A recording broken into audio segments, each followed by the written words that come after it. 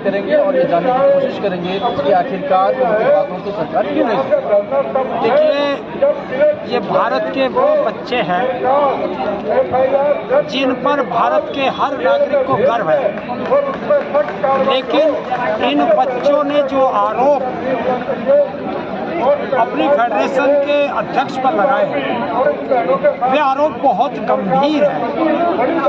सरकार को इस पर तुरंत संज्ञान लेना चाहिए था, लेकिन सरकार अपराधियों को बचा करके बच्चों को गलत साबित कर रही है। ये भारत का दुर्भाग्य है, क्योंकि इन बच्चों ने कोई वैसे आरोप नहीं लगाए, ऐसे आरोप लगाए हैं जिससे कि जो भी सुनेगा, देश हो या विदेश हो, भारत की गर्दन सर्व से झुक गई है। और भारत सरकार इस पर कोई कार्रवाई ना करके उसका समर्थन कर रही है कि अपराधी को बचा रहे हैं। ब्रजभूषण जी ने कहा है कि ये सब बेबुनियाद है और बिना मतलब के किसी के बहकावे में आकर उन सब बच्चियों ने जो है ये आवाज उठाया है, ये उचित नहीं है। देखिए, आज तक भारत के अंदर किसी भी नेता ने जिस पर अपराध के आरोप लगे हो, मैं नाम लेकर के बता दूंगा। आप सेंगर को जानते होंगे उत्तर प्रदेश में, उसने भी कहा मैं निर्दोष हूँ। चिन्मयानंद को भी आप जानते होंगे, मैं निर्दोष हूँ। आपने राम रहीम का भी नाम सुना होगा, आपने आसाराम का भी नाम सुना होगा। कौन से नेता का नाम लूँ, कौन से उसका लूँ जिन्होंने अपराध किए? उसने कहा कभी कि मैं अपराधी हूँ या मैं गिल्टी हूँ? नहीं कहता ना। वो तो जब जांच होती है तब सामने। नैतिकता के आधार पर यदि हम बात करें तो जिस सरकार का ये दावा रहा है कि बेटी बचाओ बेटी पढ़ाओ, और साथ ही वो महिला सशक्तिकरण की बात करती है, हमेशा अपने हर एक भाषण में वो महिला सशक्तिकरण की बात करती है, तो क्या ऐसे सरकार से हम ये उम्मीद कर सकते हैं या उनके ऊपर जो हस्तक्षेप लगा है, आरोप लगा है, क्या ये पूर्णतः असर के मान सकते हैं? आप आशा करते हैं कि किसी भी परिवार की बेटी, उसके साथ जब कोई दुराचार होता है, वो किस परिस्थिति में आकर सार्वजनिक रूप से अपनी बात कहती है और दुराचार की बात कहती है, कितना उसके अंदर जोर पड़ा होगा। आप सोच करके राजनीति का भी क्या ये बच्चे राजनीति जानते हैं? अगर ये बच्चे राजनीति जानते तो जब 3 महीने पहले ये आए थे तो सरकार के एक बार इशारे पर, आश्वासन पर ये बच्चे जाते हैं। और मैं कह रहा हूँ, जांच करना किसका काम है? सरकार का। सरकार जांच से क्यों भागी? प्रथम दृष्टया FIR क्यों नहीं हुई? ये तो हमारे संविधान में लिखा है, सुप्रीम कोर्ट का आदेश है कि अगर कोई महिला के साथ वो महिला आती है और अपनी FIR दर्ज कराती है तो उसकी FIR दर्ज होनी चाहिए। उसकी FIR दर्ज करने से किसने रोका?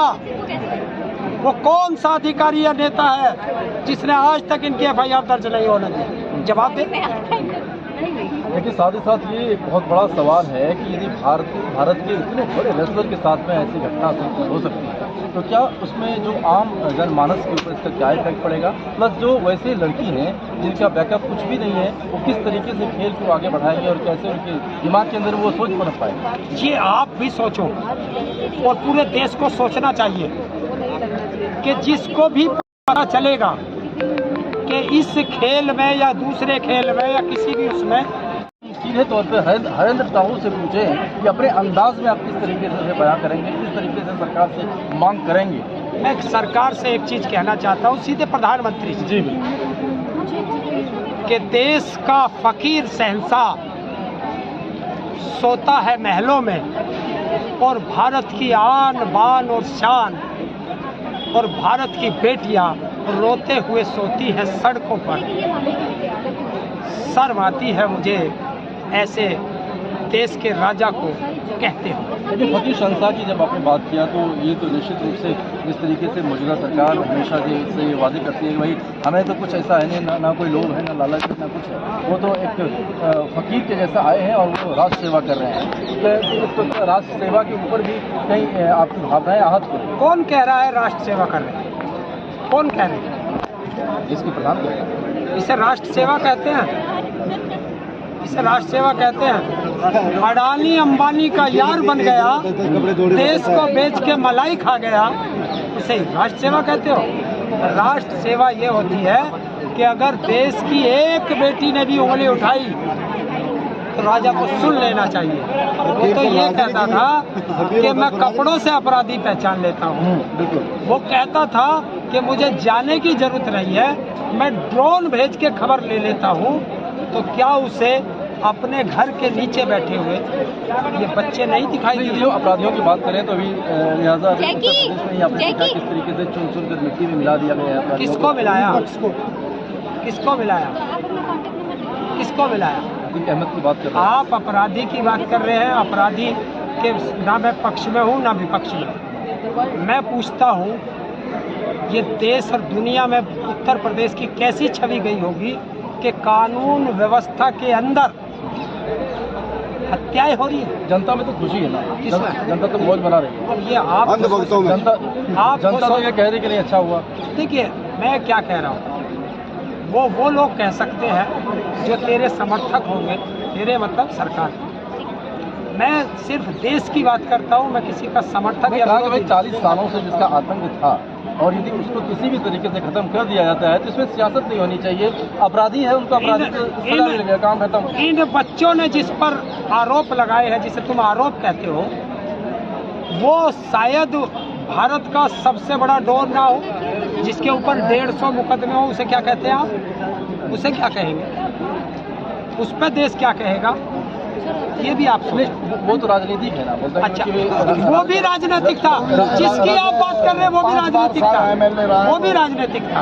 अब जवाब दो आप, सांसद रहा है, जवाब उनसे दो। मौजूदा स्थिति पर क्या कुछ स्पष्ट कहना चाहेंगे? स्पष्टता ये है कि भारत के अंदर कानून व्यवस्था नाम की चीज नहीं बची। कानून व्यवस्था फेल है। सरकार तो कहती है कि अपराधियों का राज है। कह रहा संविधान के हिसाब से देश चल रहा है, यहाँ पर असंवैधानिक कुछ भी नहीं है। यदि कोई संवैधानिक खिलाफ जाता है तो उसके खिलाफ कार्रवाई हो रही है। अभी मैं आपसे पूछता हूँ, आप जवाब दे देना जो आपने सवाल किया। उत्तर भारत के अंदर राहुल गांधी ने एक यात्रा निकाली थी। उस यात्रा में उसने जम्मू कश्मीर में जाके एक बयान दिया था। उसने कहा था कि मैं जब रास्ते में चल रहा था तो कुछ लेडीज ने आकर के बताया कि हमारा यौन शोषण हुआ। वो जम्मू कश्मीर में कहा था और दिल्ली पुलिस उसके घर पहुंच गई थी बयान लेने, पहुंची थी। और इन बच्चों ने उस गृह मंत्रालय और दिल्ली पुलिस के घर में बैठ करके अपने ऊपर यौन शोषण के बात कही है और इनकी FIR नहीं, कोई जांच नहीं। तो ये संविधान नहीं, ये तानाशाह से देश चल रहा है। आप राहुल गांधी का भी जिक्र कर रहे हैं और भारत जो लेटेस्ट अपडेट पाने के लिए हमारे चैनल क्लाउड न्यूज को अभी लाइक करें, सब्सक्राइब करें और बेल आइकन दबाना बिल्कुल ना भूलें।